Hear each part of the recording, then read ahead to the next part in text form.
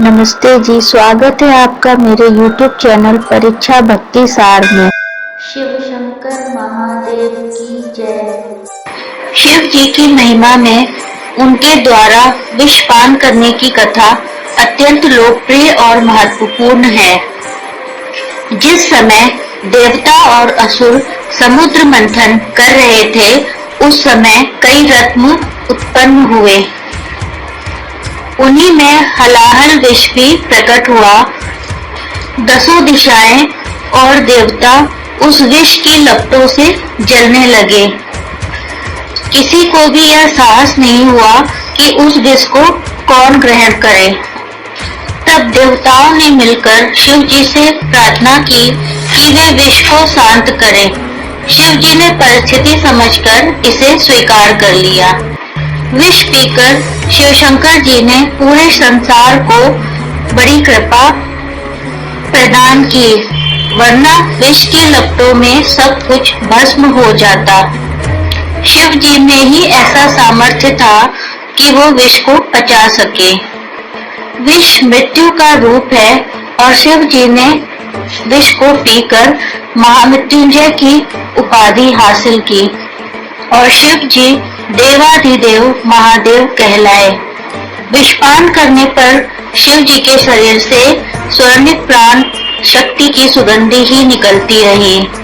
समुद्र मंथन की कथा इस प्रकार है कि विषपान करने के बाद शिव जी हिमालय की कंदरा में एकांत में जाकर बैठ गए।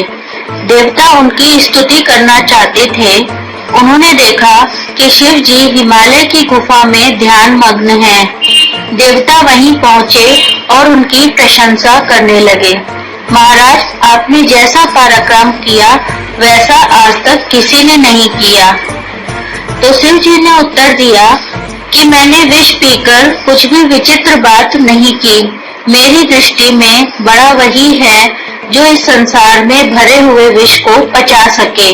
संसार को निचोड़ने या अनुभव करने से जो भी विष सामने आता है, उसे ही विष की अपेक्षा कहीं अधिक भयंकर माना जाता है। उस पर विजय पाना ही सच्चा पुरुषार्थ है।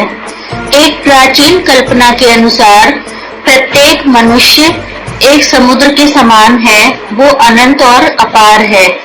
इस समुद्र में मन रूपी जल राशि भरी हुई है और नित्य प्रति उसी का मंथन होता रहता है और उसके मंथन से गुण और दोष दोनों प्रकट होते हैं।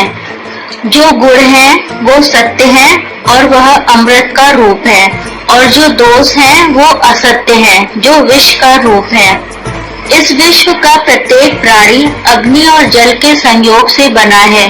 अग्नि पिता और जल माता है। अग्नि देवों और जल असुरों का निवास है। इस प्रकार मनुष्य के मन रूप में अमृत और विष का चक्र घूमता रहता है। उसे ही जीवन चलता रहता है। यदि शरीर में उत्पन्न होने वाले अग्नि विष को समाप्त करके उसे शुद्ध न किया जाए, तो विष का संचय होने से मृत्यु की प्राप्ति होती है और मनुष्य का मृत्यु होना संभव है। शरीर ही शिवात्मक है जो निरंतर विष का पान करता रहता है। इस विष के पाचन होने से ही शरीर की देवात्मक शक्तियां या इंद्रियां स्वस्थ रहती हैं और मनुष्य जीवित रहता है। अमृत और विष के संघर्ष मनुष्य की जीवन रक्षा के लिए चलता रहता है। मनुष्य रूपी शरीर में विष और अमृत दोनों उत्पन्न होते हैं और इनका मंथन प्रतिदिन होता रहता है। ये बात तो मनुष्य पर निर्भर करती है कि वो दोष रूपी असत्य विष को ग्रहण करता है या अमृत रूपी सत्य को ग्रहण करता है। जब तक मनुष्य सत्य रूपी अमृत को ग्रहण करता है, वो जीवन को प्राप्त करता रहता है, और जब वो असत्य और दोष रूपी विष को ग्रहण करता है, तब वो मृत्यु को प्राप्त होता है।